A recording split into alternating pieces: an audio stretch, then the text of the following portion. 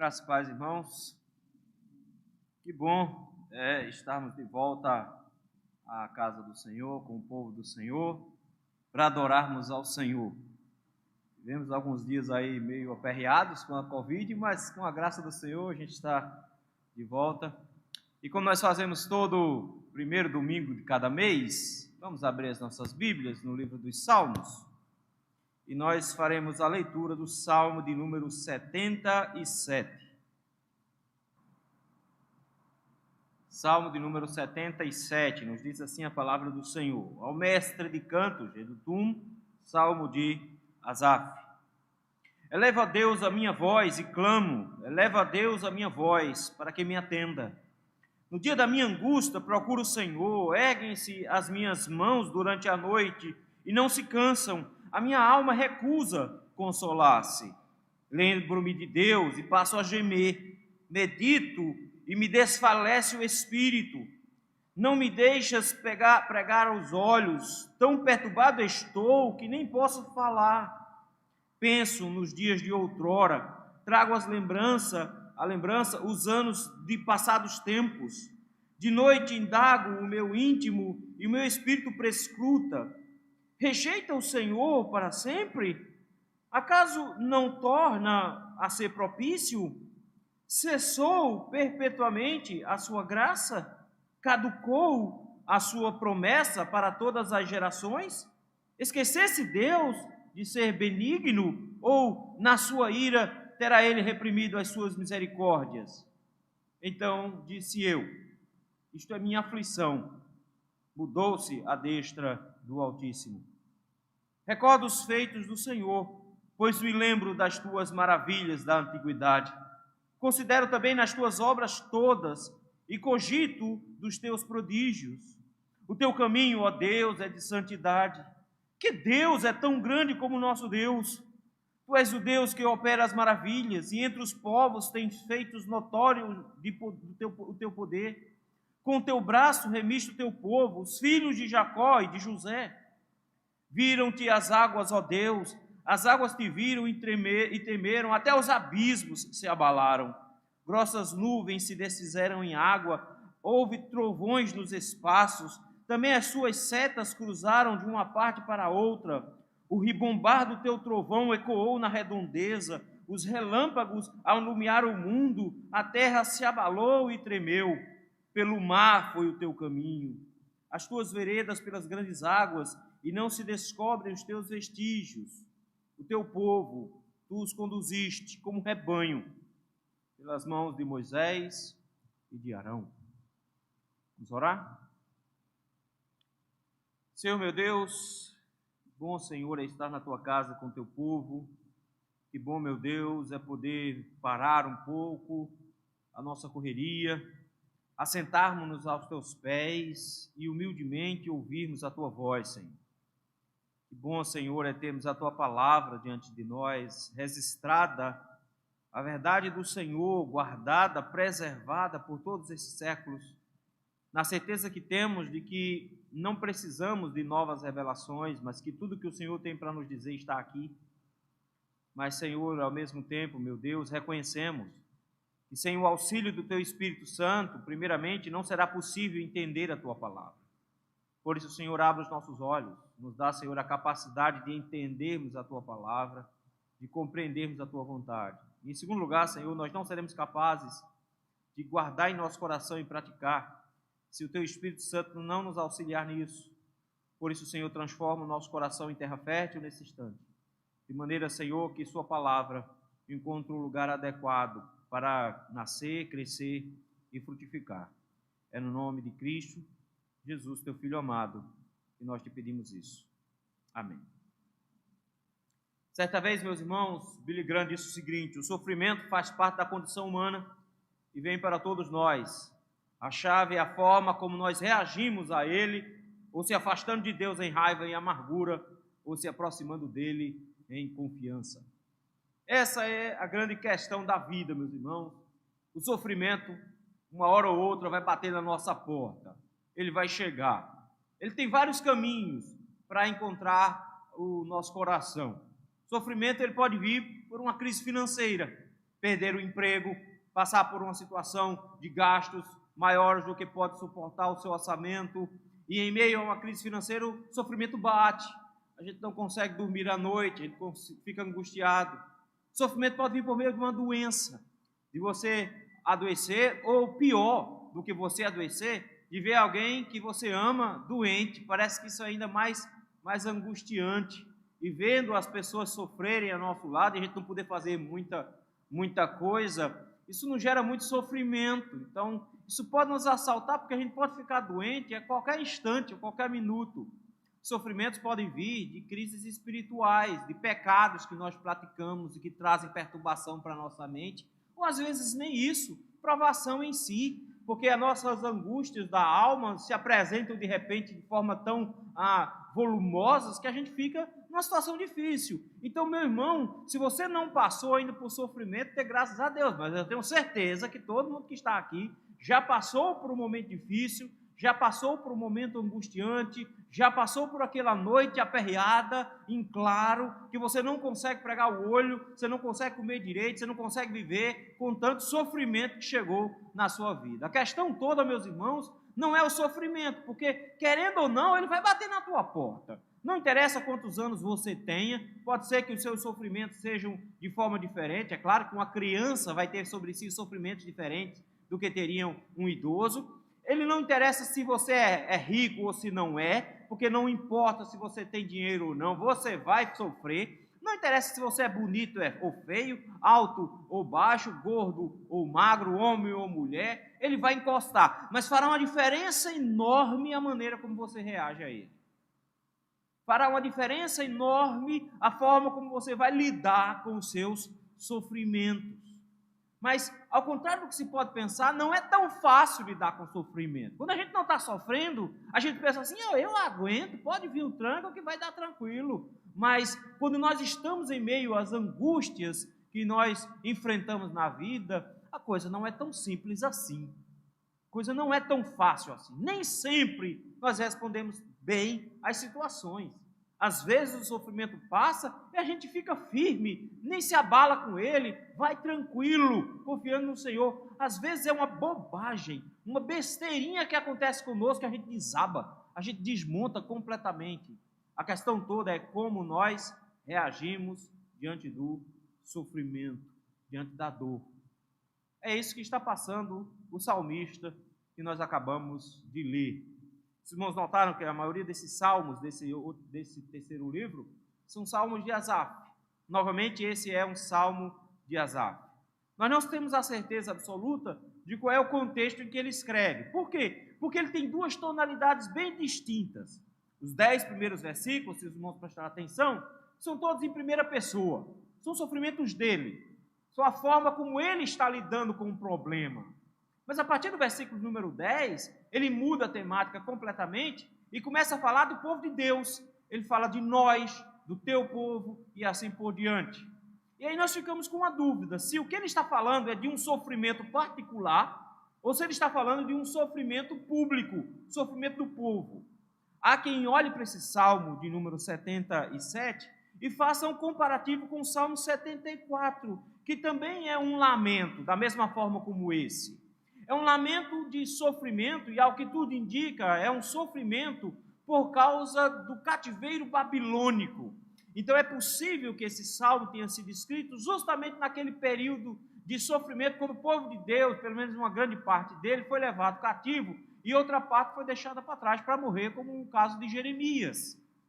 Seja como for, meus irmãos, se esse sofrimento era um sofrimento particular ou era um sofrimento público, o que acontece é que o salmista nos mostra que é possível aprender algo enquanto nós passamos pelo sofrimento e pela dor. E é preciso que a gente consiga, ao mesmo tempo, avaliar a forma como nós estamos lidando com os sofrimentos, para que a gente saiba responder de forma adequada aos sofrimentos. E é isso que eu gostaria de ver com os irmãos hoje. Duas lições aprendidas quando em meio à dor e ao sofrimento. A primeira lição está aí do versículo 1 ao versículo número 9. Não dê ouvidos às trevas do desespero. Não dê ouvidos as trevas do desespero. Interessante a forma como o salmista começa logo de cara. Esse salmo tem uma característica bem interessante. Ele começa e termina de forma abrupta, do nada assim. Ele não se preocupa muito em dizer o que aconteceu que gerou o sofrimento. Isso é bom, porque de alguma forma qualquer coisa que tenha acontecido contigo pode se encaixar nesse salmo também. E você consegue olhar aqui a forma correta de reagir ao sofrimento. E ele faz a coisa correta. O interessante desse salmo, no salmista é que ele faz a coisa certa. Ele busca o Senhor quando está em sofrimento. Versículo 1 ele começa: elevo a Deus a minha voz e clamo, elevo a Deus a minha voz para que me atenda. Ele inicia o seu salmo mostrando que ele tomou a atitude certa quando se está sofrendo. Às vezes os crentes andam muito ao lado daquele teólogo chamado Tim Maia, que pensam assim: quem sofre sempre tem que viajar. E aí pensa assim: o que eu estou sofrendo, o que eu preciso? Eu preciso espairecer um pouco. O que eu vou fazer? Netflix. Vamos lá, vamos encontrar uma série boa aí, com pelo menos umas 10 temporadas. Eu vou passar aí um mês assistindo esse negócio e vou parar de sofrer. Ou outros crentes ficam pensando mais ou menos como os roqueiros americanos: vamos pegar a estrada, vamos andar de moto, vamos lá que a gente consegue, os problemas vão-se embora. Outros vão mais do tipo brega pernambucano: vamos encher a cara, deixa eu beber alguma coisa, porque quando a gente bebe os sofrimentos se acabam. Eu vou enfiar a cara na comida, vou comer até me acabar, porque aí o sofrimento se acaba. Notou que muitas vezes a nossa reação em relação aos sofrimentos é de distração?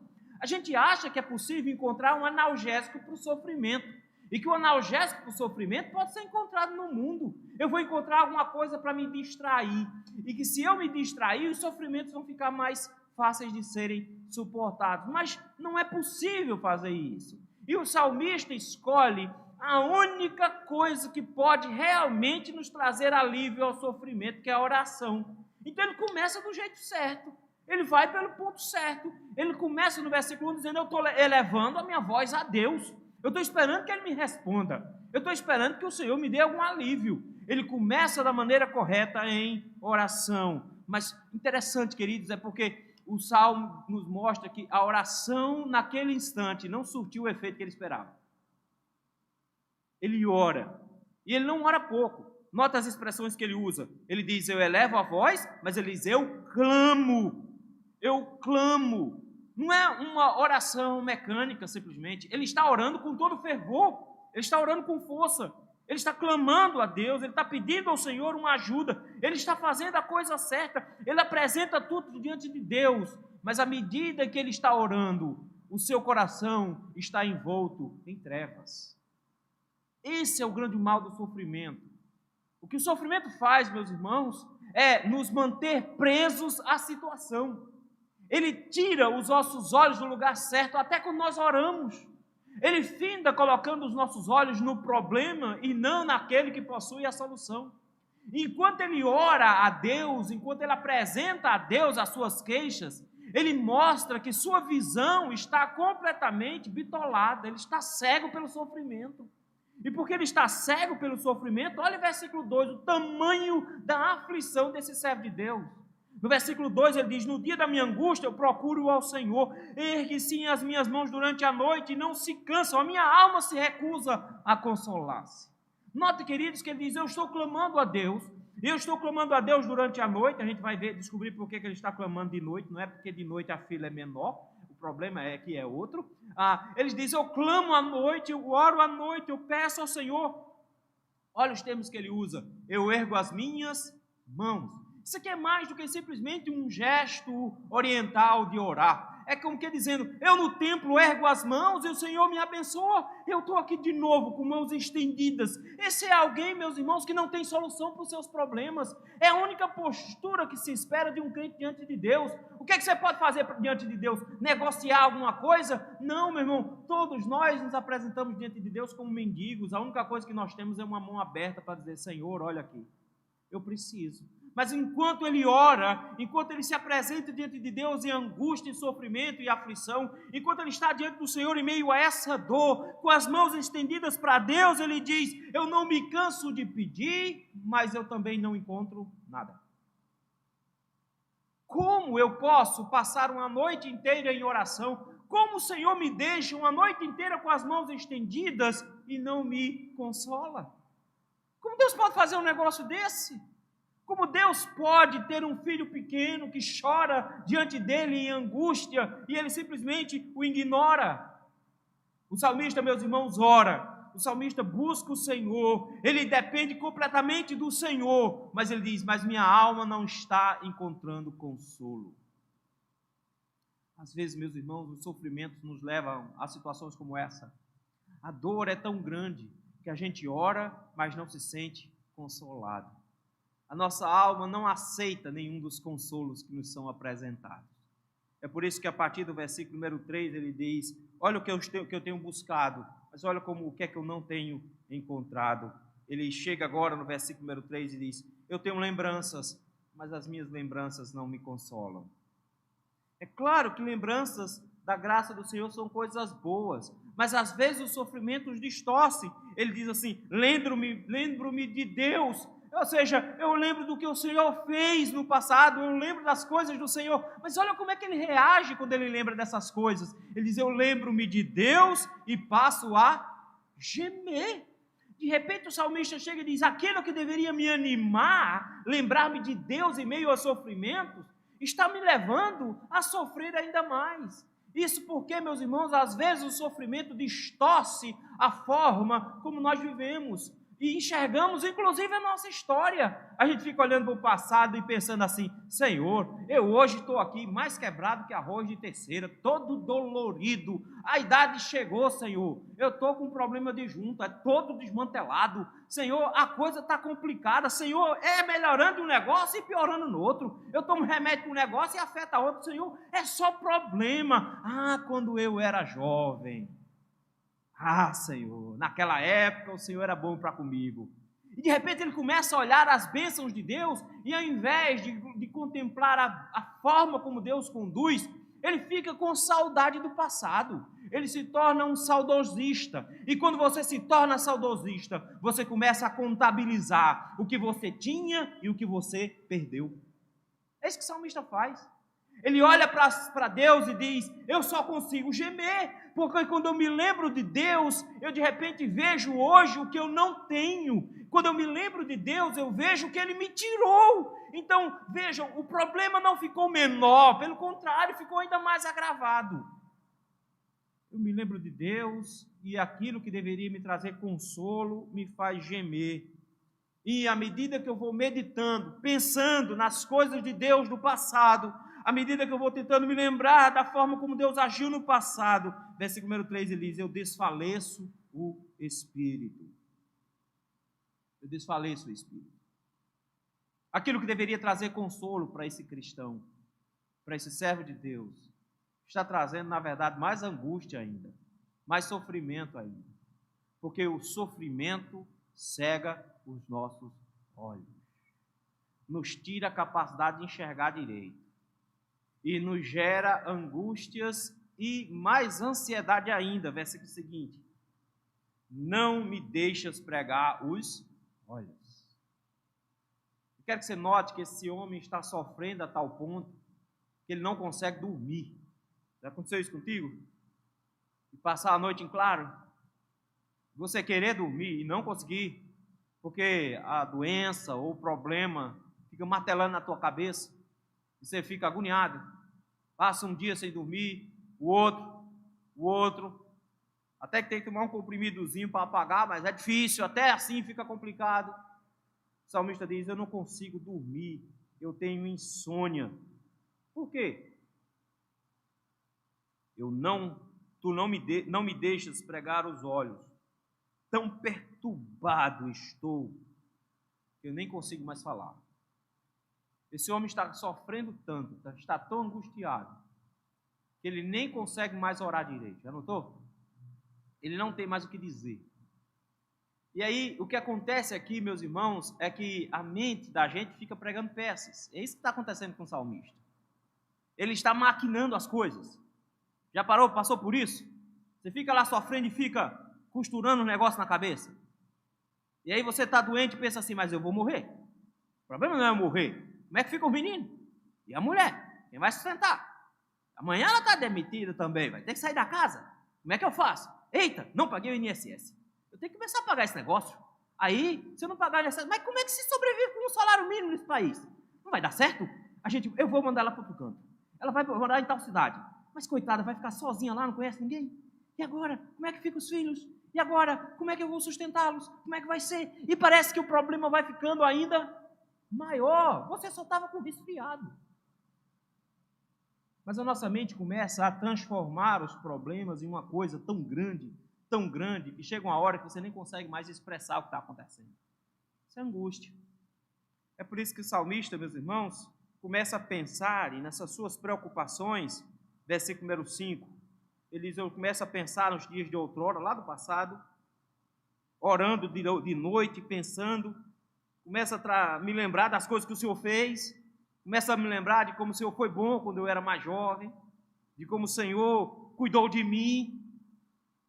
Só que essas lembranças não produzem coisa boa. O texto nos diz que essas lembranças trazem para ele perguntas duras. Mas eu quero que você tenha uma concepção bem clara aqui na sua frente. O salmista está errando, notou? Que ele está enxergando as coisas de forma errada. Mas ele ainda está conversando com quem? Com Deus. E por isso mesmo ele consegue, diante de Deus, colocar uma série de perguntas que são complicadas. Ele diz, eu fico me lembrando do tempo passado, Senhor, e eu tenho algumas perguntas, porque o meu espírito fica pensando, versículo 6, e eu fico fazendo algumas perguntas na minha cabeça aqui, Senhor. Primeiro, o Senhor vai me rejeitar para sempre? Senhor, algum momento o Senhor vai se tornar propício de novo? A sua graça se acabou? Senhor, a sua promessa também se acabou? O Senhor se esqueceu de ser bom? Ele faz, meus irmãos, entre 6 e 7 perguntas, uma conectadas à outra. Cada uma dessas perguntas, a Bíblia nos dá uma resposta. Quando ele pergunta no versículo de número 7, quando ele diz, por um acaso o Senhor nos rejeita para sempre? O Senhor está rejeitando o seu povo? O Senhor rejeita o seu povo? A resposta do Senhor é, de maneira nenhuma, o Senhor não rejeita o seu povo, pelo contrário, o Senhor jamais rejeitará o seu povo. Romanos capítulo 11, versículo 1, Paulo nos diz exatamente isso, que o Senhor não nos rejeita. Salmo 94, versículo 14 diz a mesma coisa, o Senhor não nos rejeita, o Senhor não nos abandona. Mas será que o Senhor vai voltar a ser favorável? O Senhor vai voltar a derramar graça? É claro que o Senhor vai voltar a derramar graça.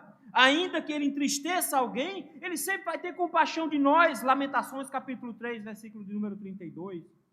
A sua graça cessou, a sua benignidade acabou, Ele não vai mais apresentá-la, mostrá-la? Não, pelo contrário, a misericórdia do Senhor é de eternidade a eternidade. Salmo 103, versículo de número 17. A promessa do Senhor se encerrou, Ele não vai mais manter a sua promessa de geração em geração. Não, não é possível, porque não é possível que Ele minta. Ele não é homem para que minta, nem filho do homem para que se arrependa. Ele jamais vai mentir. Hebreus capítulo 6, versículo 18. O Senhor se esqueceu então de usar a misericórdia, não porque Ele não pode negar a si mesmo, e Ele se define como misericordioso e piedoso, em Êxodo capítulo 34, versículo número 6. O salmista tem um monte de perguntas, mas cada uma dessas perguntas, a resposta é, você está errado. Você está errado. Esse é o grande problema do sofrimento, meus irmãos. Ele nos leva a ouvir vozes do pecado. Ele nos leva a ouvir vozes que não são a voz do Senhor. Ele nos leva a fazer perguntas como se Deus tivesse nos abandonado e que nós estivéssemos sozinhos nesse processo. Nenhuma dessas perguntas do salmista o leva a conseguir consolo. Em cada uma delas ele fica ainda mais angustiado. Mas eu preciso que os irmãos se lembrem que o grande problema aqui é que o sofrimento está gritando no ouvido do salmista e ele está dando ouvidos à voz do desespero. Essa é a primeira lição que a gente aprende aqui. Não dê ouvidos à voz do desespero. O que nos leva para uma segunda lição que o salmista nos ensina hoje à noite. Quando, em meio à dor e o sofrimento, ouça o som da esperança em Deus, a partir do versículo número 10. Eu quero que você note aí como é que ele termina, como é que ele começa o versículo 10. Ele está fazendo um monte de perguntas preocupantes, perigosas. Ele está questionando a bondade de Deus, ele está questionando a graça de Deus, ele está questionando a promessa de Deus. Mas lembre-se, ele está perguntando para Deus, então ele tem resposta da parte de Deus. Mas de repente ele para no versículo 10, ele faz assim: oxe, espera um pouco. Algumas Bíblias vai ter um selah aí bem grande. Isso é uma pausa. É como que dizendo: vamos parar aqui. Esse é o último passo. O que é que está acontecendo comigo? A resposta do versículo 10: isto é a minha aflição. Ele chegou a uma conclusão, meus irmãos, que todos nós deveríamos chegar. Que às vezes a dor e o sofrimento prega peças em nosso coração. Mente para a gente. Ele diz: eu estou tentando fazer a coisa certa, mas eu estou deixando que o sofrimento converse comigo. Isso não é normal, é minha aflição que está fazendo isso. Ele diz: espera aí, não é assim que as coisas estão acontecendo. Eu estou com essa visão equivocada, porque, meus queridos, olhos cheios de lágrimas embaçam a visão. As lágrimas do sofrimento do salmista estão embaçando a sua visão a tal ponto que ele não está conseguindo enxergar as coisas do devido jeito, da forma correta. É por isso que ele para e diz: opa, isso é a minha aflição. Na minha versão está assim: mudou-se a destra do Altíssimo. Tem outra versão que diz: mas lembrei-me da destra do Altíssimo. É como que dizendo: opa, peraí, não é assim que funciona. Não é assim que o mundo existe. Não é assim que nós vemos o sofrimento. O sofrimento pode me levar a me colocar contra a parede. Eu fico numa esquina, num beco sem saída. Mas é o sofrimento fazendo isso porque eu estou deixando que ele fale comigo. Está na hora de eu olhar por outro ângulo. Está na hora de eu me lembrar da destra de Deus. Eu quero que você note que a partir de agora ele para de olhar para si e passa a olhar para o povo de Deus. Ele para de olhar para o que ele deixou de ter, para aquilo que Deus deu para todos nós e que ninguém perde. Ele começa a olhar para a nossa salvação. Vejam aí, a partir do versículo número 11, ele diz: recordo os feitos do Senhor. Poxa, ele já fez isso, versículo 3, lembro-me de Deus e passo a gemer. Versículo número 5, nos dias de outrora, penso nos dias de outrora e trago as lembranças dos anos passados. Ele já fez isso. O que é que mudou? O que mudou, meus irmãos, é que eu preciso continuar me lembrando da forma graciosa do Senhor. Lamentações, o profeta diz assim: quero trazer à memória o que me pode trazer esperança. Eu tenho que puxar a minha memória para encontrar lá esperança. E qual foi a esperança que Jeremias encontrou? Que as misericórdias do Senhor se renovam a cada manhã. É por isso que nós não somos consumidos. Ele chega agora e diz: ok, eu vou me lembrar. Eu me lembro dos feitos do Senhor. Mas olha só que expressão bonita. A expressão que o Maninho gosta de usar. Eu me lembro das tuas maravilhas da antiguidade. Me lembro das maravilhas. Eu quero que você lembre aqui que maravilhas não são necessariamente milagres. Maravilhas foram milagres operados no Egito. O que foi maravilha? 10 pragas. Foram 10 pragas. Ele chega agora e diz: eu me lembro de como o Senhor operou maravilhas no Egito. Eu me lembro que o Senhor operou redenção. Eu me lembro que o Senhor operou salvação. E aí no versículo 12 ele diz: eu considero também nas tuas obras todas e cogito dos teus prodígios. Ele diz: eu começo a pensar na forma magnífica com a qual o Senhor controla todas as coisas. Ele começa a ver uma coisa, meus irmãos, que o sofrimento nos tira: ver o tamanho do nosso Deus e a capacidade que Ele tem de realizar o que Ele bem entende. O sofrimento faz uma coisa terrível conosco: ele baixa a nossa cabeça, ele faz a gente murchar as orelhas. O sofrimento faz a gente ficar olhando para o chão, e quando a gente olha para o chão, a única coisa que a gente vê é unha encravada, é pé. É a única coisa que a gente vê. Não olha mais nada, ele não enxerga mais nada. O salmista de repente tira os olhos do chão e diz: eu vou olhar para o Senhor, eu vou olhar para o Senhor de forma adequada, Porque a única coisa que eu estou vendo é meu umbigo. Eu não estou vendo nada mais do que isso. É por isso que quando eu olho para o passado, eu só enxergo o meu umbigo. Eu só enxergo o meu problema. Ele diz, não, agora eu vou olhar para o tamanho do meu Deus. Eu vou olhar para o tamanho do seu poder. Eu vou olhar para o que ele já fez no passado, para que eu tenha a noção exata do tamanho do meu Deus. Eu vou me lembrar do que ele fez, versículo 11. Eu vou pensar no que ele fez, versículo número 12. E eu vou entender a forma dele agir, versículo número 13. Como é que Deus age? Ele apresenta dois caminhos de Deus aqui. O primeiro caminho está no versículo 13. O segundo caminho está no versículo 19. Versículo 13 ele diz, o caminho de Deus é de santidade. O caminho de Deus é um caminho de santidade. Eu me lembro do Altíssimo agora, eu começo a contemplar o Deus, e eu começo a ver que o caminho do Senhor é um caminho certo, é um caminho correto, é um caminho santo, é um caminho de pureza e retidão, é o caminho que me conduz na direção certa. Ele chega agora e diz, não interessam como as coisas estejam acontecendo, eu sei que o Senhor tem um caminho correto. Não é só uma questão de Deus escreve certo por linhas tortas, é que as linhas foram escritas e riscadas por Ele também. Ele sabe como faz as coisas. Às vezes parece estranho, às vezes o caminho do Senhor parece esquisito, mas Deus tem um caminho de santidade. O caminho dele é diferenciado. Olha aí, versículo 13. Quando ele contempla o caminho de Deus, que a forma de Deus fazer as coisas é uma forma santa, ele chega agora e diz, me aponte um Deus que é como o meu. Não tem. Que Deus é tão grande como o nosso Deus? Que Deus é como o nosso? Que Deus faz as coisas do jeito dele, mas que o jeito dele é o melhor jeito possível. Ele diz aqui, tu és o Deus que opera as maravilhas, que realizou grande salvação lá no Egito e que entre os povos tem feito notório o teu poder.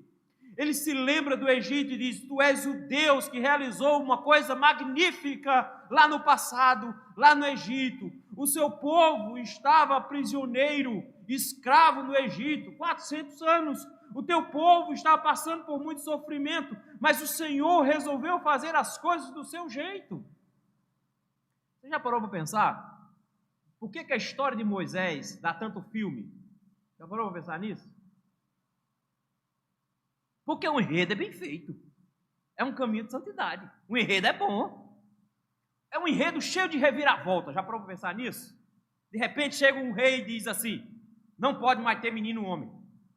Tem que matar todos os meninos homens. Nasceu vivo, morre, mata. Resolve o problema. Aí de repente nasce um bichinho gordinho. Aí as parteiras dizem, não, a gente não pode matar esses meninos não. Não pode matar não. Vamos deixar o menino aqui, né? O rei chega e diz, parteiro, o que está acontecendo? Ainda tem. As mulheres são ligeiras demais. A gente chega lá, já tiveram um menino. Mentira. Não foi nada. Só que nasceu um gordinho, botaram o nome dele lá de Moisés depois. Só que uma coisa é esconder o menino no primeiro mês, né? Que parece um gato miando. Mas depois de 3 meses o negócio fica complicado. Chegou uma hora que Moisés estava berrando alto demais, o pessoal começa a ouvir. Aí você pensa assim, o que essa mãe vai fazer?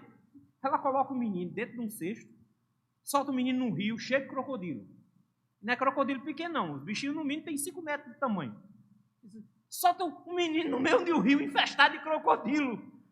Veja só que coisa. Aí o cestinho vai descendo e aparece exatamente na frente da irmã do faraó. Ela olha para o cestinho e vê dentro, que o menino? Vou criar. Aí cria o menino lá no palácio, aí ele fica todo formoso, trabalhando ao lado do rei, aprendendo tudo e tal, vai e mata um homem.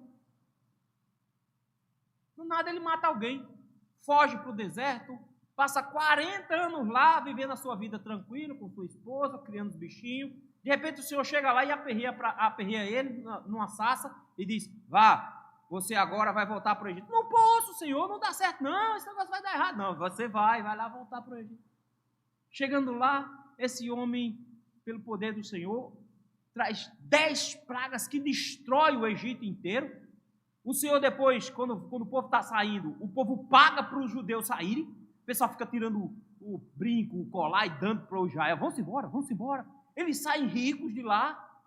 Quando você pensa que está tudo resolvido, olha que coisa boa, né? Eles saíram, já teve milagre demais. Não, ainda tem a abertura de um mar no meio do caminho. Você pensa que coisa boa, Deus deu livramento. Não, ainda tem destruição de todo o exército de Faraó. Deus deixou a terra inteira jogada no meio do caos para libertar o seu povo. O salmista chega aqui e diz, que Deus faz um negócio desse? É um enredo complexo demais. É uma história com muita reviravolta. Tem ficção científica, tem a trama, tem a paixão, tem tudo nessa história. Ele diz, como é que um Deus opera maravilha desse jeito e faz com que essa história percorra todos os lugares? Olha o que ele lembra no versículo 15. Com teu braço remiste o teu povo, os filhos de Jacó e de José. Ele chega agora e diz, o Senhor fez isso sozinho. Você tem que entender uma coisa, que Deus faz tudo sozinho. Ele foi quem remiu o povo de Israel de lá. Foi ele que tirou. Foi o braço dele. Foi Moisés, não. Moisés, meus irmãos, não é o personagem principal dessa história. Moisés, ele é coadjuvante. Deus é o personagem principal. Deus foi lá e fez isso. Deus salvou o seu povo, o povo de fé. Ele lembra de dois nomes, Jacó e José. José porque teve herança dupla, 2 tribos em Israel, mas não só isso, porque José tinha fé. Fé a tal ponto que quando estava para morrer disse, guardem os meus ossos, porque quando Israel for para a terra prometida, vocês têm que me levar também. É um homem que morre dizendo, eu creio que nós vamos sair desse lugar e nós vamos para a terra que emana leite e mel prometida a Abraão. São pessoas de fé. E ele chega agora e diz, Deus remiu, Deus comprou o seu povo, Deus pagou o preço pelo seu povo. O salmista, querido, de repente nos lembra de que a nossa salvação é a base da nossa esperança. Você ia para o inferno, meu irmão. Você estava condenado ao inferno. Mas Deus amou o mundo de tal maneira que deu o seu Filho unigênito para que todo aquele que nele crê não pereça, mas tenha vida eterna. E Deus prova o seu amor para conosco no fato de ter Cristo Jesus morrido na cruz, sendo nós ainda pecadores. O Senhor morreu na cruz em nosso lugar. Ele garantiu a nossa salvação. O Senhor nos remiu, de forma que todo escrito de dívida que havia contra nós foi rasgado e encravado na cruz do Calvário. O salmista olha para os seus sofrimentos e diz, o que são os meus sofrimentos? Eu sou um salvo. O que são os meus sofrimentos? O meu Deus me salvou. O que são os meus sofrimentos? Não são nada comparada à glória que está por vir. É por isso que o apóstolo Paulo pode olhar para a vida e dizer, porque o viver para mim é Cristo. E o morrer para mim é lucro. Porque o viver que eu tenho para mim é do Senhor. Ele diz, o Senhor me salvou. Notem, meus irmãos, que o salmista chega agora e diz, o Senhor tem um caminho de santidade. O Senhor tem um caminho de salvação. O caminho do Senhor é perfeito. A história às vezes é complexa. Às vezes a nossa vida nos prega peças. E nós passamos por dor e sofrimento.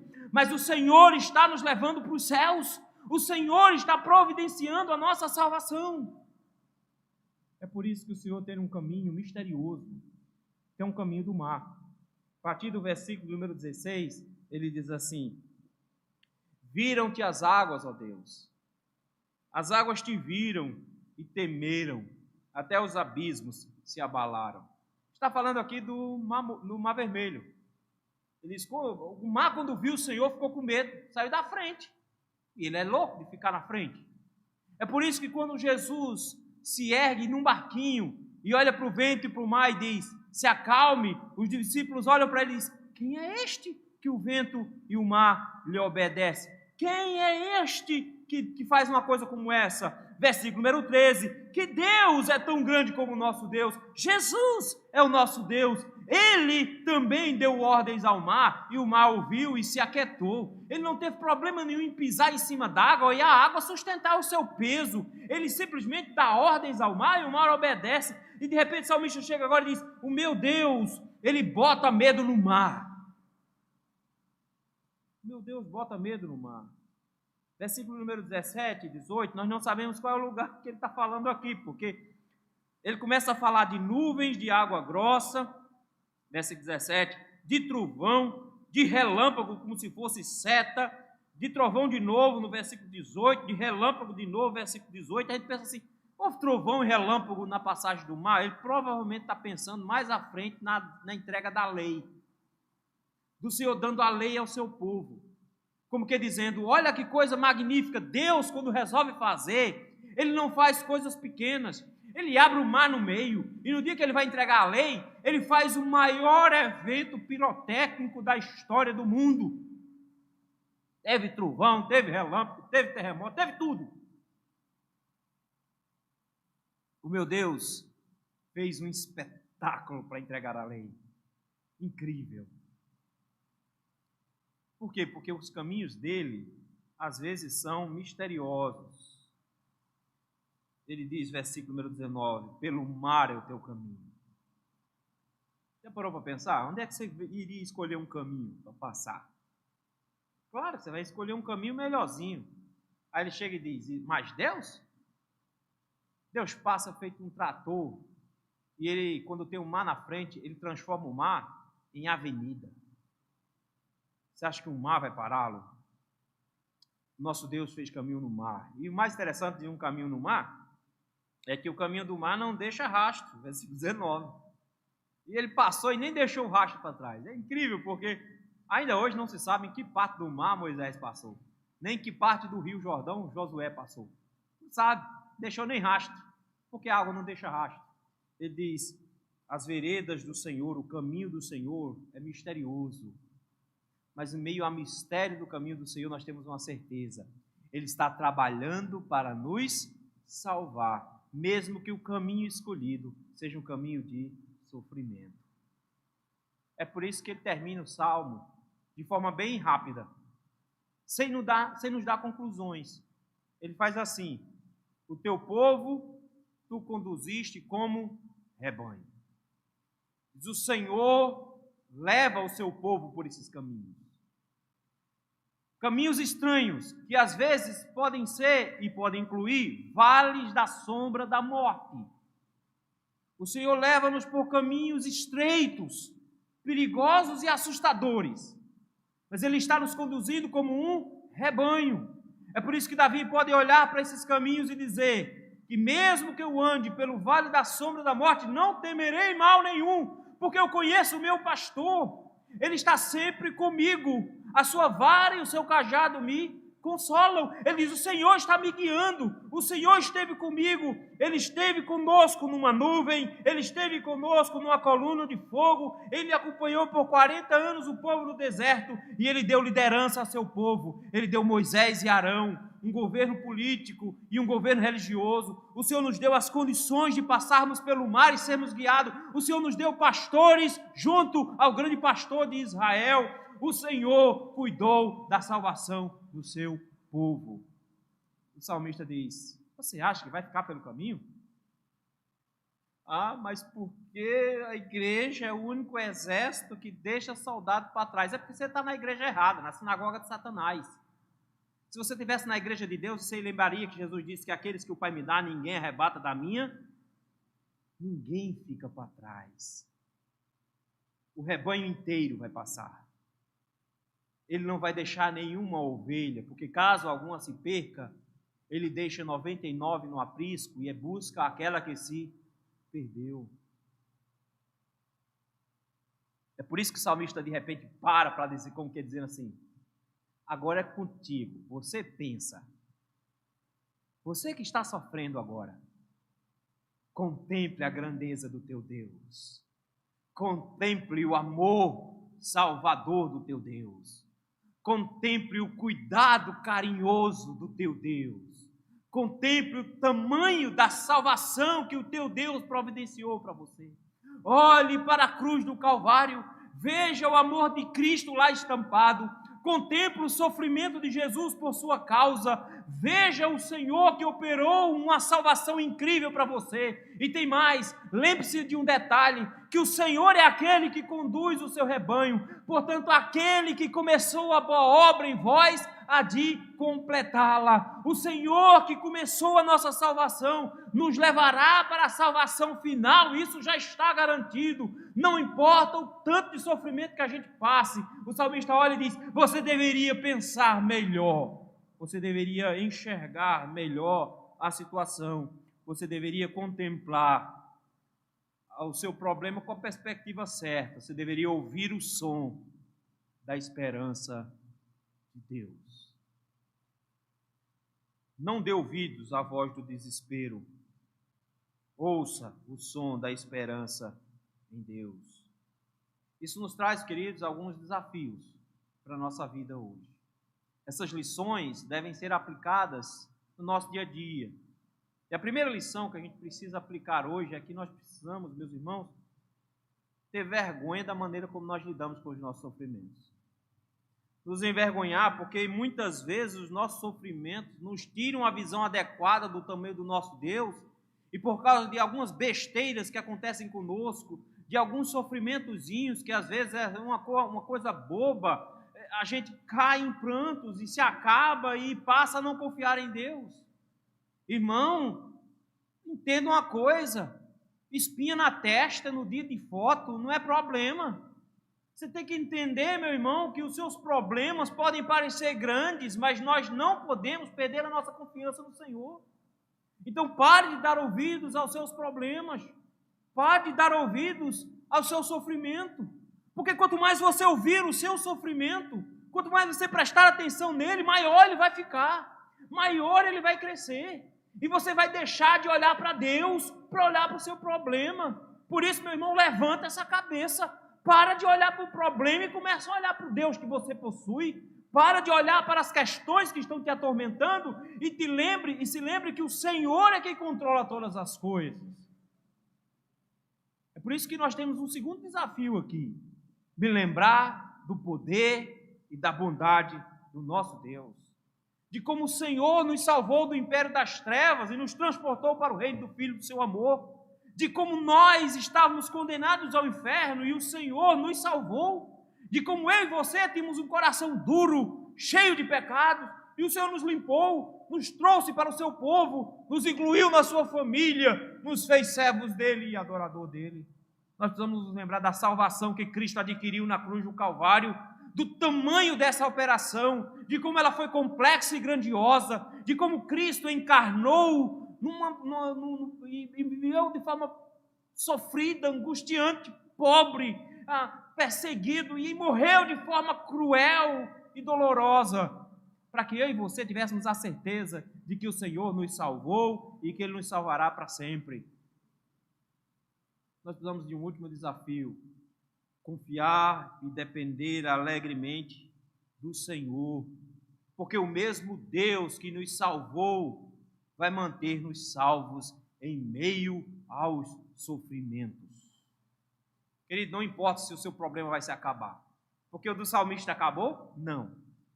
Notou que ele não disse, aí tinha o versículo 21 assim, e depois disso ficou tudo bem. Não tem o versículo 21. Não necessariamente vai ficar tudo bem depois que você orar. Mas a forma como você vai encarar os seus sofrimentos será diferente. Você precisa resgatar a alegria de depender somente de Deus. Porque não importa o que aconteça conosco, meus irmãos, não importa qual situação venha nos assaltar, o Senhor é aquele que está sempre ao nosso lado, que prometeu-nos salvação e que nos garante que essa salvação vai se concretizar. É isso que nós fazemos hoje à noite. Nos lembramos da cruz do Calvário, mas nos lembramos de uma promessa: não vou mais tomar fruto da vide até que eu tome de novo com vocês. A próxima Santa Ceia de Jesus vai ser conosco. É isso que a gente está ensaiando aqui. lembrando dessa ceia. O sofrimento faz parte da condição humana. Vem para todos nós. A chave é a forma como nós reagimos a ele. Ou se afastando de Deus em raiva e amargura, ou se aproximando dele em confiança, disse Billy Graham. Que Deus nos ajude a nos aproximarmos dele em confiança, em oração.